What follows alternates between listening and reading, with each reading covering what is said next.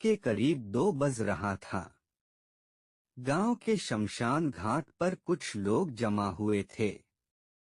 वैसे तो शमशान घाट पर औरतों का जाना मना होता है।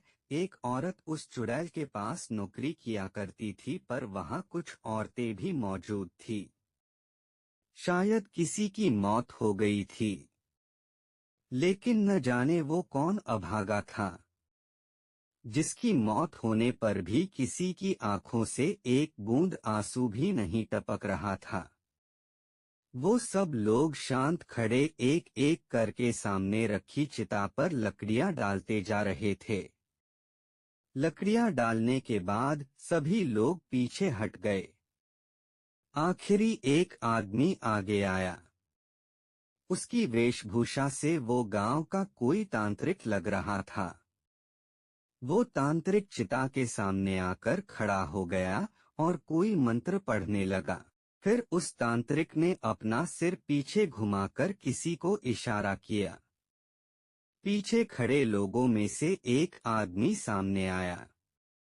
वो आदमी बहुत डरा हुआ था। आसपास तेज ठंडी हवाएं चल रही थी। फिर भी न जाने क्यों उसका चेहरा पसीने से तरबतर हुआ जा रहा था।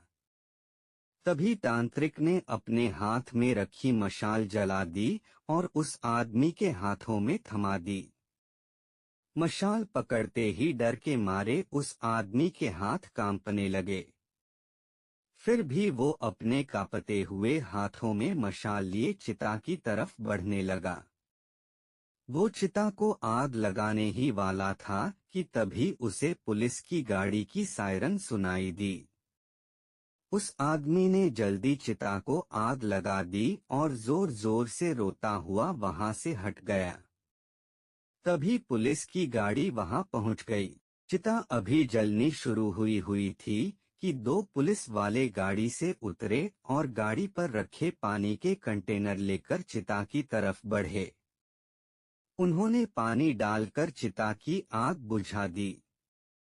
फिर पुलिस की गाड़ी से एक औरत रोती हुई बाहर निकली। वो दौड़ती हुई चिता के पास आई और चिता से लकड़ियां हटाने लगी। उसने चिता पर रखी सारी लकड़ियां हटा दीं। चिता पर एक लड़का था जिसके हाथ और पैर रस्सियों से बंधे हुए थे।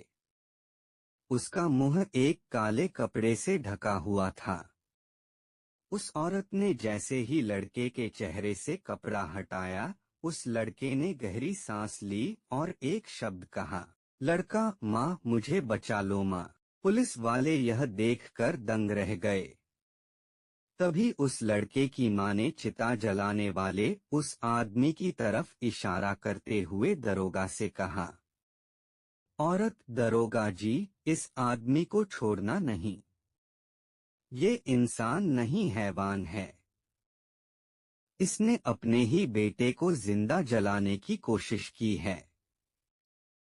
यह सुनकर पुलिस वाले हैरान हो गए। उनके मन में कई सवाल उठ रहे थे कि आखिर ये कैसा बाप है जो अपने ही बेटे को जिंदा जलाने वाला था। तभी लड़के के पिता किशोर ने मिथिला से कहा, किशोर, मिथिला, ये तुमने क्या कर दिया? तुम इसे बचाकर ठीक नहीं कर रही हो। हट जाओ हमारे रास्ते से। तभी गांव की कुछ औरतें मिथिला को पकड़कर खींचती हुई वहां से ले जाने लगीं। मिथिला चीखने चिल्लाने लगी, मारिया, दरोगा जी, मेरे बेटे को बचा लीजिए। ये दरिंदे उसे मार डालेंगे। किशोर, दरोगा जी, यह हमारे गांव का मामला है।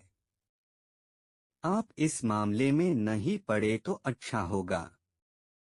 आप लोग यहाँ से चले और हमें अपना काम